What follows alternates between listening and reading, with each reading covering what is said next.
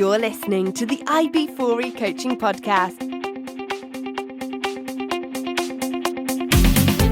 Brought to you by IB4E Coaching, business coaching for executives, entrepreneurs, and small business professionals. Learn more at ib4e-coaching.com.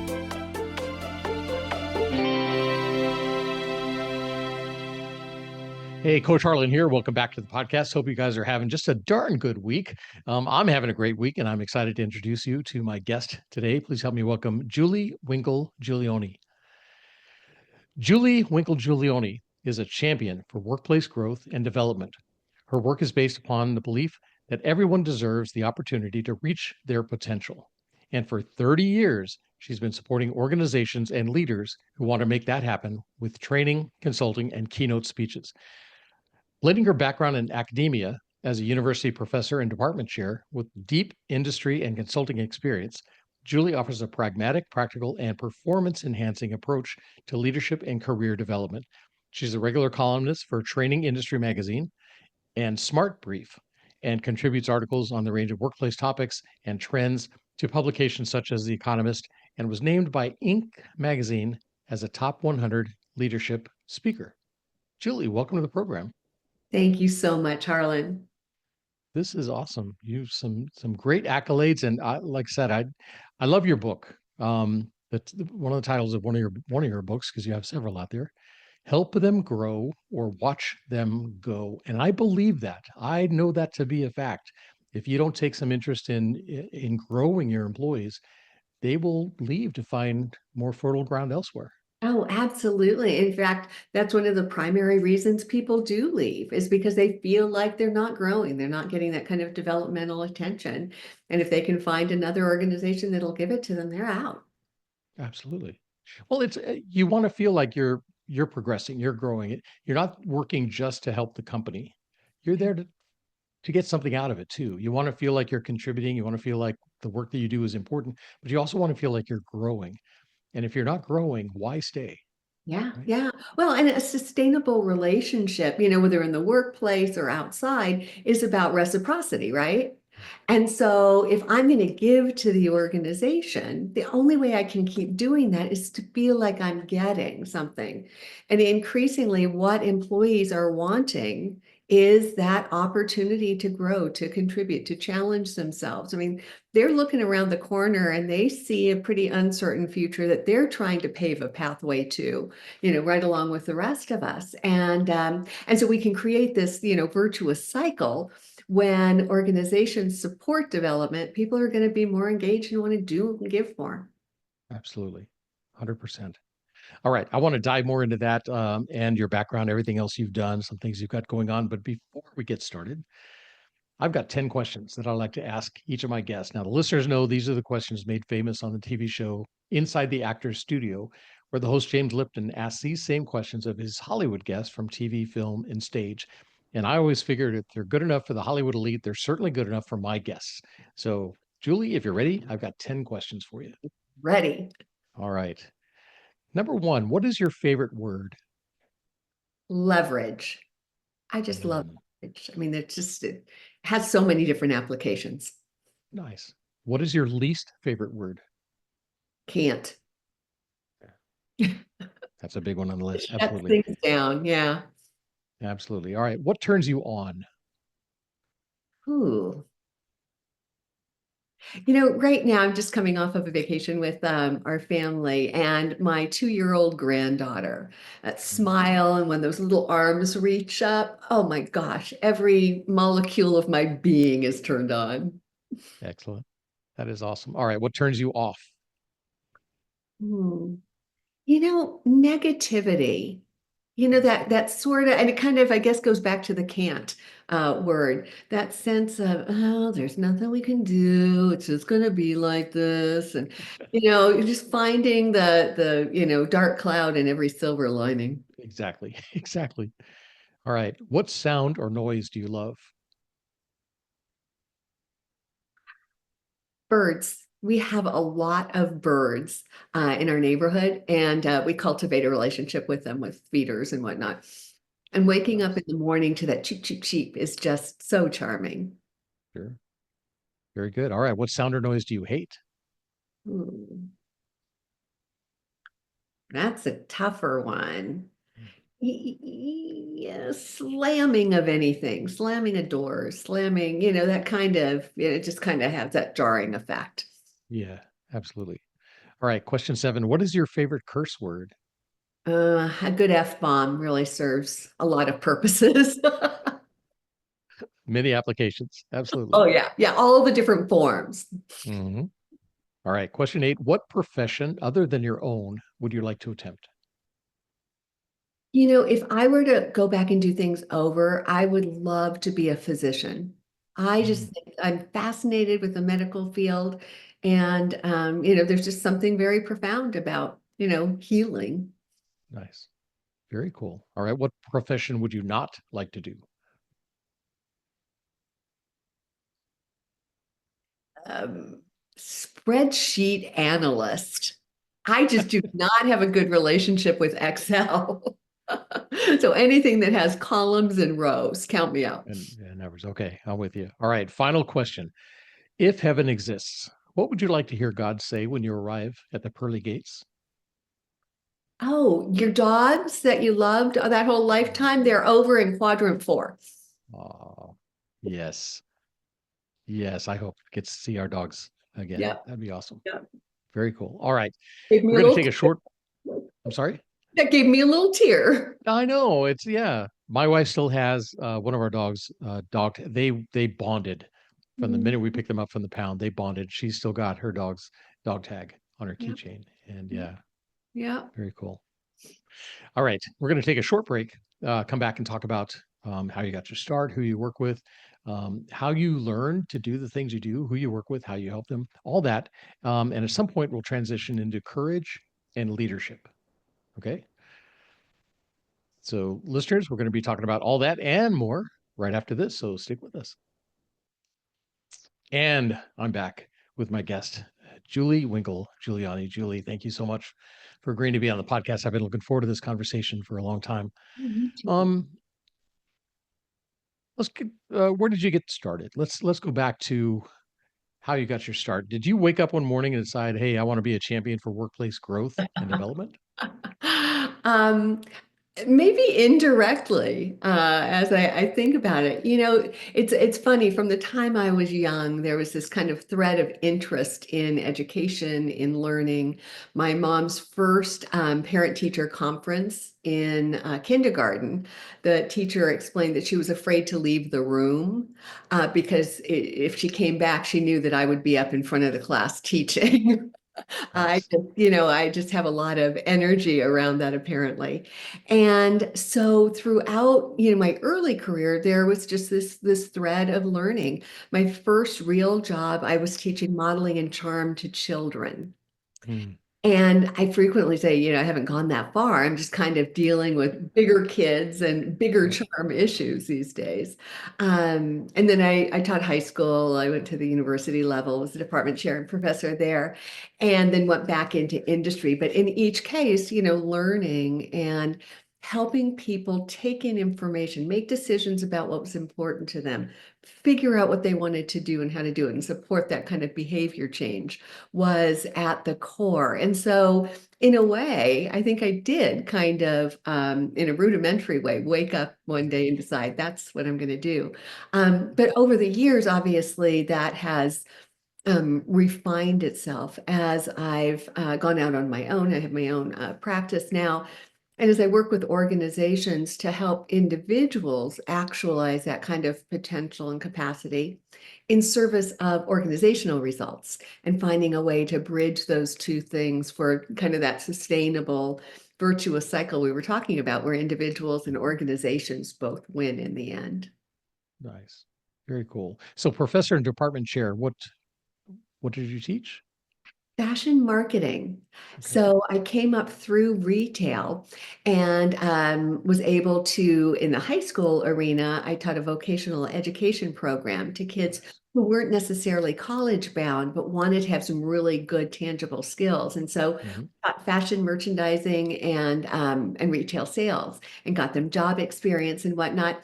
And so that was kind of the natural then matriculation into the college where we offered, it was Woodbury University, Okay. still around in Southern California. We offered a Nice. 4-year fashion marketing degree, which was just, again, the natural combination of my retail and fashion background and the love of education and learning. So that was a really fun few years of work. Absolutely. It sounds like it.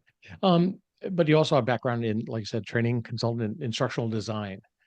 Was that outside of the school environment? Was that in corporate America too? Yeah, so what was interesting is, the educational work that I did was a fabulous foundation for making the switch to the corporate world. But in the corporate world, the language is a little different. Yeah. You're still Yeah. teaching, but it's called training, and you don't Right. have students, you have participants. I mean, there are these nuances that I think we get really hung up on, to be honest with you. And so, what I was able to do was to leverage, my favorite word there, Hmm. leverage the fashion background that I had and the learning to go into a learning and development role in a retail organization. So they could see, where the connection was. And then from there, the organization that I worked for was really generous and sent me to a program back in Michigan for instructional design so that I was Nice. able to refine what I had been doing right along, but wrap Sure. the right terms around it and have a process that was repeatable rather than my kind of ad hoc approach that I had done on my own. So Nice. kind of a combination of figuring it out, which tends to be my way, um, and then having some formal grounding in it as well. Very cool. Yeah, I did a lot of, like I said, corporate training, and it is kind of different, because you're taking people from where they are to where the company needs them to be. It may not be necessarily what they want as a career path, but it's what the company needs, and sometimes that's tough, Yeah. to try to get that across to them. But yeah. You're right. There's kind of an underpinning of influence Mhm. in the corporate world, whereas you've got the authority, when you're in the educational arena. And so it Right. does, you're right, it absolutely does play a little differently. Yeah, it's a little bit. And then you started a company, Designer Rounds. Yeah. Tell me about that. Yeah, so golly, a friend said when I went out on my own, you're trading the illusion of security for the illusion of freedom. Boy, didn't that turn out to Yeah. be the case. Yeah. So I had been working for Zenger Miller and Achieve Global, which at the Mm. time was one of the largest training companies in the world. And I Right. was director of product development there. So I was leading the teams and helping to build the curriculum that were being used worldwide in organizations. And at the time, my kids were young, and I was doing a lot of traveling, was trying to figure out how to create the balance that our family was looking for. Which having your own business, just hint to anyone who's considering it, that's probably not the way to Right. go. But I'm Yeah. thrilled that I did it because it was just it's been such a marvelous ride. So I went out on my own 30 years ago this summer, actually. Nice. And originally, my focus was on building commercial quality custom training programs for Mm. larger organizations with broad populations, maybe, multinationals that really needed to have a bulletproof curriculum that they could deliver themselves with replicable results. And so I did that for about Mm. the first 15 years or so. And then I had the wonderful opportunity to co-author my first book and took my focus of leadership into that kind of niche corner of career development and how do we help leaders do a better job of doing that. So you can see this through line just, Yes. Yes. continues. I'm so boring and predictable. And so I had the opportunity to really focus deeply on career development. And so since that time, I've been a little schizophrenic actually. I do a lot in the career development space speaking and training and writing, but we also have a really robust practice on the instructional design side as well. And I've loved having the ability to play in both of those arenas. Nice. Nice. And you mentioned replicable. Replicable. Did I say that right? Yes. Yeah. Yeah. To be able to replicate your results from the training. And a lot of companies kind of piece together their training. They pull this from here and this from there. They say, hey, Bob, we want you to train these people this time. And then Bob's gone, and a month later, and somebody else is training. And they wonder why they don't get consistent results across the board. Right.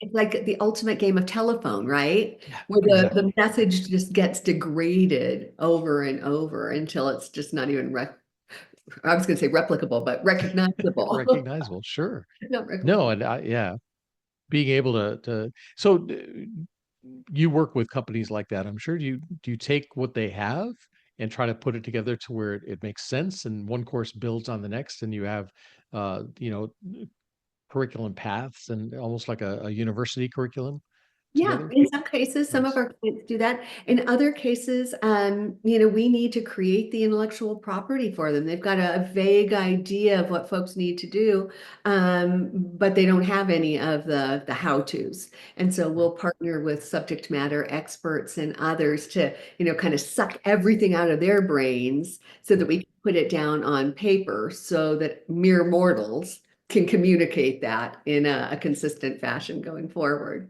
Very nice. Yeah, Love that. it's fun And work. yeah, I don't think a lot of companies really understand that the talent in their company is as important, if not more important, than a lot of the machineries they have and everything like that. You have to grow your talent. You have to, number one, hire the right people, but then to keep them engaged, keep them trained, keep them up to speed on things, use the talents that they have and give them new talents that they can use. No, I couldn't agree more. And you think about organizations who put aside a certain amount of money every year to maintain the equipment, right? Yeah. I mean, imagine if we thought about our human resources in a similar fashion, that this is non-negotiable because you know how it is during tough times, training, development, that's the first thing that gets slashed. Mhm. That's what's needed to keep those resources at their, level best, able to contribute, able to do what's necessary for the organization. Exactly. But it's the competitive advantage. Yeah. Everything else being the same, if you've got good quality people trained, to know what to do, when to do it, how to do it. And a lot of times when they're in their job, they will come up with ideas on how they can improve those jobs. So you're getting that benefit from them too. That's a game changer. Absolutely. In fact, development we know is one of the key drivers of engagement. Engagement unlocks that discretionary effort that, to your point, unlocks all sorts of things, whether it's, more service, more sales, quality, safety, innovation. I mean, the list just goes on and on. It's just such a powerful business case for organizations investing in development. Yeah. And you mentioned discretionary effort. I've talked about that on other podcasts. That's something a lot of businesses don't take into effect. The people that come into your company bring with them knowledge, skills, tools, templates, whatever it happens to be. It's to their discretion whether they want to share that with you or not. Yeah. If they feel that you're invested in them, they're going to invest in you by sharing some of that knowledge with your company. Otherwise, they keep it to themselves. It's like, hey, they don't pay me to do this, right? Exactly. And Exactly. so that discretionary effort, it's like I tell people when you go to Vegas, you hopefully you set aside a little bit of money. This is what I can gamble, that discretionary fund that it's okay to gamble. It's not going to impact anything. Well, people have the knowledge, the little toolkit that they pack with them whenever they hit the road between companies. Get them engaged and they will share that with you, and they'll share their knowledge. It may be from a different industry altogether, but they can help your business because they're bringing things to you that you wouldn't normally think of or encounter, but you have to keep them engaged. Yes, yes. And a classic research study found that in the US, the average employee believed they could bring 70% of what they were capable of to the job and Mm, keep their job.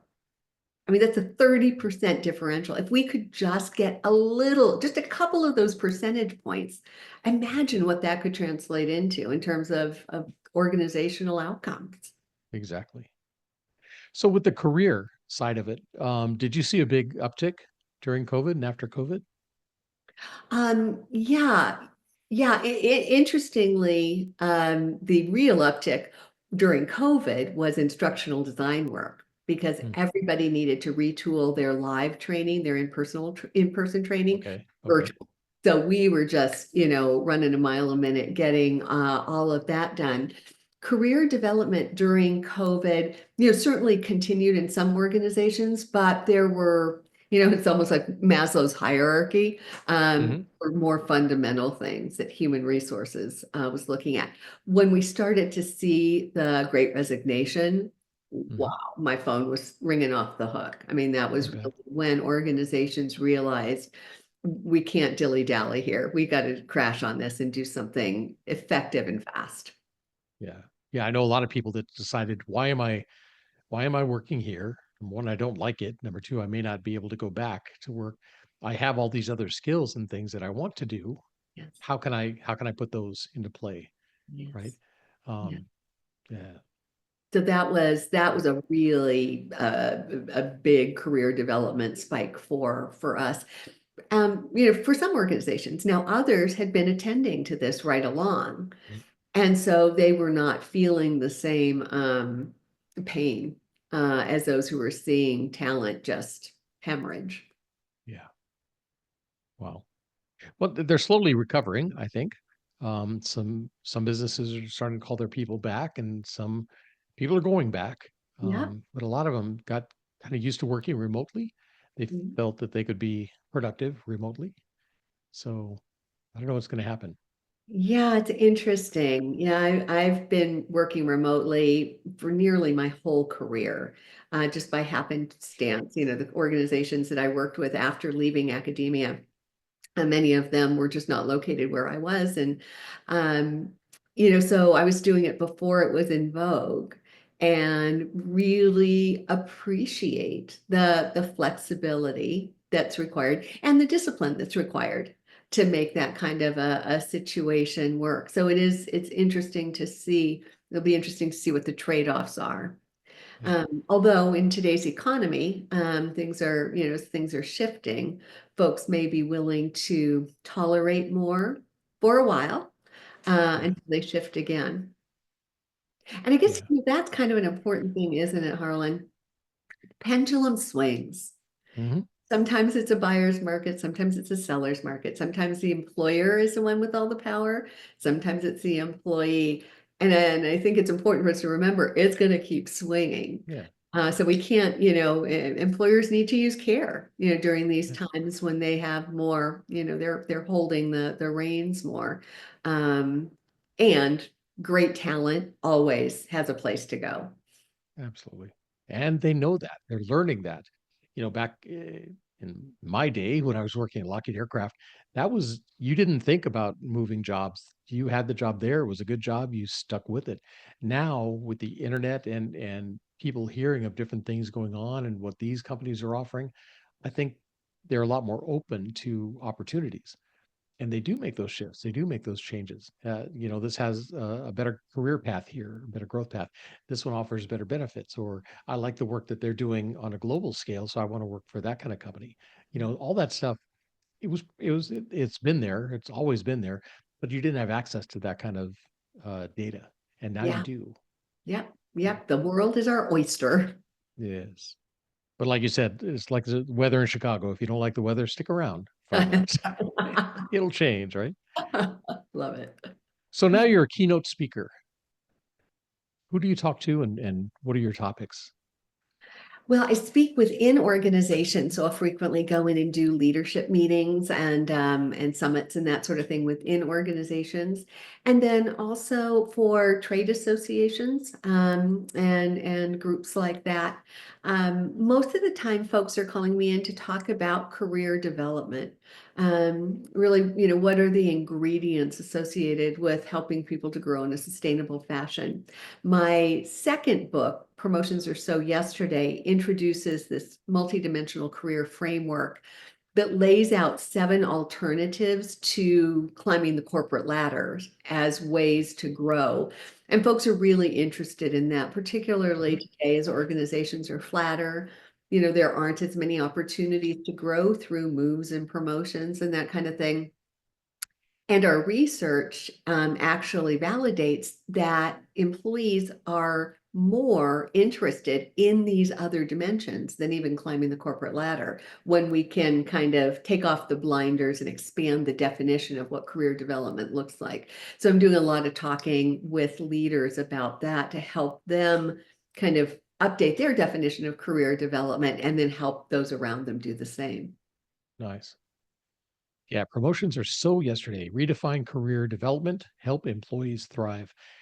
Are companies buying into this, helping their employees to define their career? Because I was told in some of the work environments I was in, we're putting you in this, and it's like I have no interest in doing that. And they said, yeah, but that's what we need. I said, well, you told me this is my career. I want to go this direction. Oh no, no, we want you to go this direction. Are companies loosening up now and actually engaging with the employees to find out what they want in their future and then helping them achieve that? The successful ones are. Okay. The ones that are able to retain talent are definitely taking that into consideration. COVID was a game changer. When we were all sent to our corners to face our mortality, folks really started looking at life and work differently.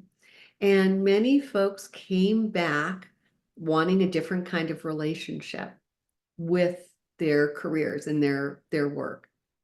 And so organizations that are going to thrive are the ones who recognize that and meet people where they are. Now, does that mean letting people just willy-nilly decide, like me, okay, I think I should be a physician. I'm just going to go and be a GP now.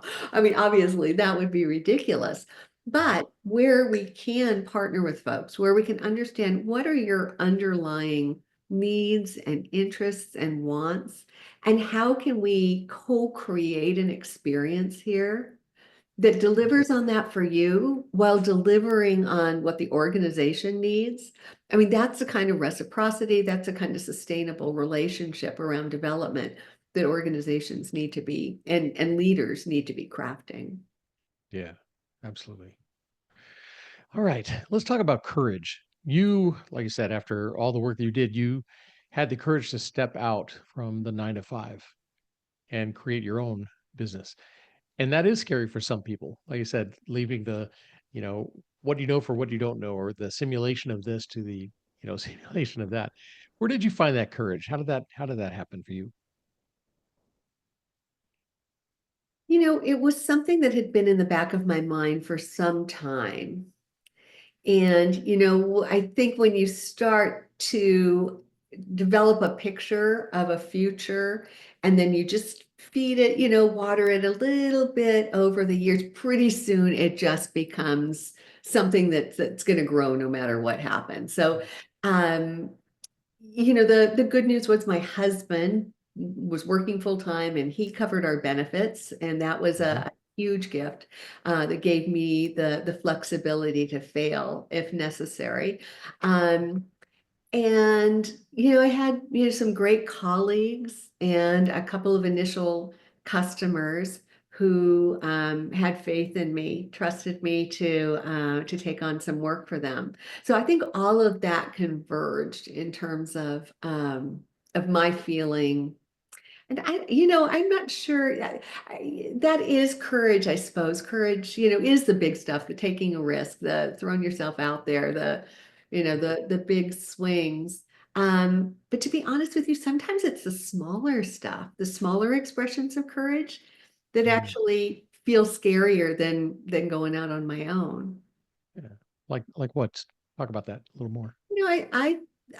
I really define courage by taking, a contrary point of view when necessary, Mm, when stepping in to protect someone who needs some support, or to protect an idea that's out there that could get squashed before it's given enough oxygen to see, can it breathe there?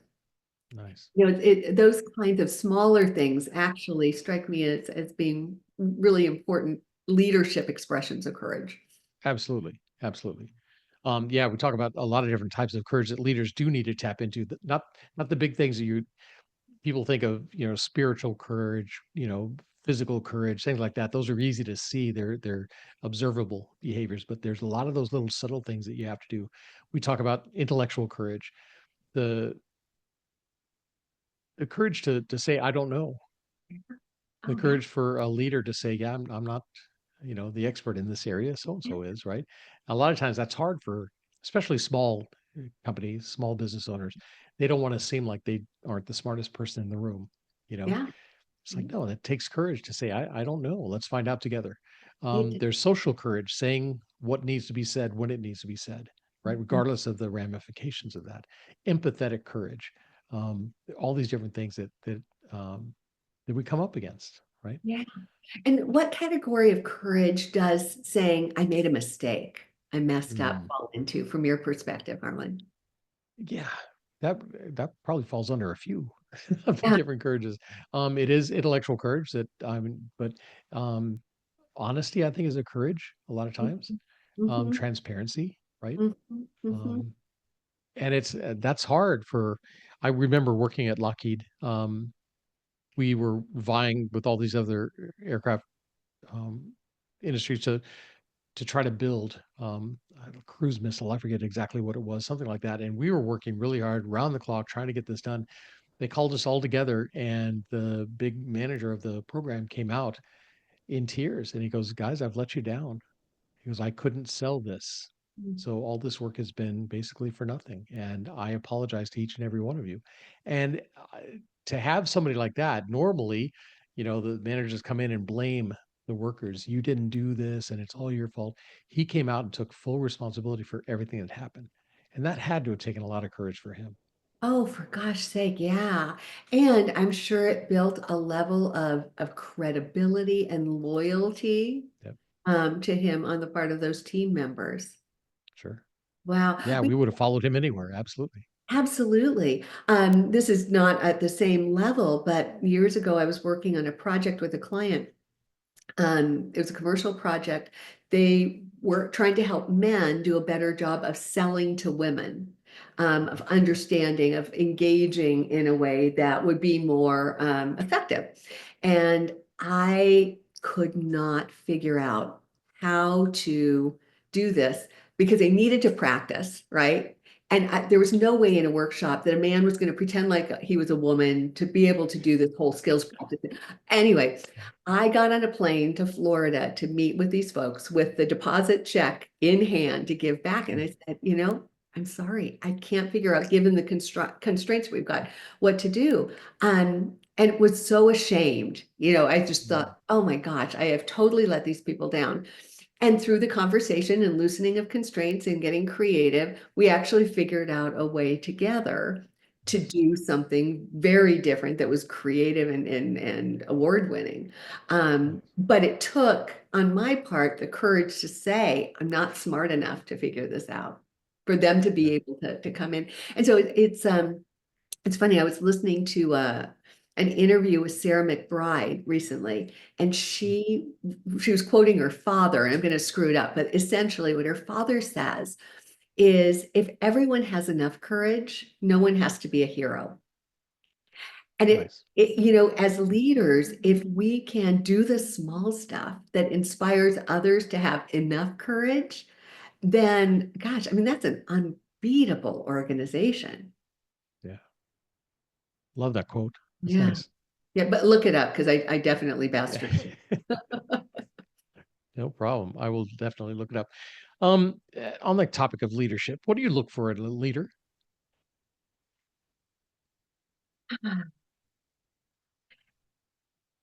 Over the years, my sense of what effective leadership is has really shifted and morphed.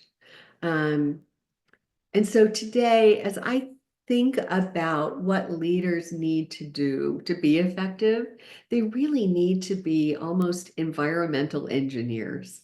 Mm. I'm looking for someone who understands that their fundamental role is to read the environment, read their followers, um, and find ways to create the conditions that allow people to thrive in a way that supports the organization's thriving. So whether that's aligning resources, removing roadblocks, offering support, whatever it might be, it's almost environmental engineering is Yeah, really kind of how I'm seeing the leader's role. And so when I look for a leader, when I evaluate leadership, I really do look at it from that perspective. I love that. Yeah. Create the environment that everybody can thrive in, right? And the whole business succeeds. Yeah. Yeah. Um, have you ever worked for somebody like that? Yes. Yes, I worked for a couple. In fact, one of the reasons I'm so passionate about this work is until I was about 30, I had one boss after the other, who was just a natural developer of people. Mm. And my friends growing up, they were complaining bitterly about their bosses and their jobs, and I was loving everything I did, and thinking it was because of me. And at the in the final analysis, it's because I worked for these people who took an interest, who understood, took the time to understand who I was and what my interests were, and engineered the environment that allowed me the biggest possible sandbox within which to play and learn. And I'm so grateful. And it wasn't until I was 30 that I hit my first, I think of it as a bad boss, but it's probably just a typical boss who just, wanted to know what I was going to do and by when and under what budget. And it was stifling. It was soul crushing Yeah. after the experience I had had. Yeah. Yeah. And I've worked for both. And you can definitely tell the difference. The talk about the environment. The one is just oppressive and yeah, you just never feel like it's good enough. And the other one just feels open and anything is possible. Yeah, yeah, there's a lightness associated. And Mhm. when you look at the current, mental health crisis that we're having in the workplace, the level of burnout, if an organization can help its leaders create that kind of lightness and opportunity for development, it's got to ease some of the pain and discomfort that folks are feeling. Yeah. But it starts with those conversations. You have to have conversations with your employees, And like I said, I work with a lot of small and mid-sized companies, and they don't have the type of conversations that are needed to really build those type of teams. If they do any kind of review, it's an annual review, Yes. and it usually consists of something like, "Hey, back in February you did this, so you're not going to get a raise." It's like, why are you waiting till now to bring this up? Tell me then, and I can correct this. I can work on this. And then you have other companies that just they are engaged with their employees. They actually stop and talk. My wife and I, she's a management consultant, organizational change. We were talking. We were at a restaurant the other night, and you know how your food is delivered to your table, and you're partway through eating, and the manager comes walking by and says, "How is everything here?" Yeah. My wife pointed out, look at their feet. If their feet are pointed at your table, they're stopped and they're actually engaged and they actually care about your answer. So many times their feet are pointed down the aisle and they're just walking by and going, how is everything? How is everything? How is everything? It doesn't matter what you say. It doesn't matter. They're not there to solve problems. They're just there to check a box, you know? Yeah. Yeah. Look at Oh, their feet. And I tell my clients, when you go out to talk to your employees, when you're walking through the building or walking through the shop or whatever it is, stop, face them and talk to them. Show them yeah. you're engaged, you know. Yeah. Don't ask them about work necessarily. Ask them about, hey, how's school going? How's your family? How's a kid in softball? Talk to them like humans. And they'll be so much more open later, as you have to have those other deeper, more difficult conversations. Yeah, I love that. Look at their feet. Look at Yeah, their feet. that's going to be a good little mantra. I'll make sure your wife gets credit for it. Absolutely. Absolutely. The other She's the thing, though, smartest person I know. it sounds like you two are a good team there. She's an Um, awesome. the other thing is you were talking about, the annual conversation. that people know you're just checking a box. Human resources made you do that. You're just doing what's required versus those organic conversations when you're checking on the kids and whatnot. But even in those conversations, you can drive development kind of incrementally, one question at a time, just checking in with people. What have you learned recently? Just that question could unlock all sorts of, information that you could double click on either in the moment or down the line. Absolutely. Yeah, and I try to get them to, if they need to make a change in a process, talk to the employee that's doing that piece of work, that job, whatever it is, that task. How can we improve this? Because they probably thought about it. Wouldn't this be easier if such and such was this way, or maybe this form doesn't have the right information on it? Whatever it is, ask them, get them engaged. If they come up with something and you incorporate it into that process, not only are they going to follow the process, they're going to make sure all of their peers, their colleagues follow the process because they had a part in writing it, So right? wise. That's right. Engage them. Yeah, absolutely. Yeah, the execution of anything when you engage those around you in the process is so much easier. Sort of pay now or pay later. I'd rather pay. Yeah, absolutely. Do you have any employees that work for you? Yeah, all contractors.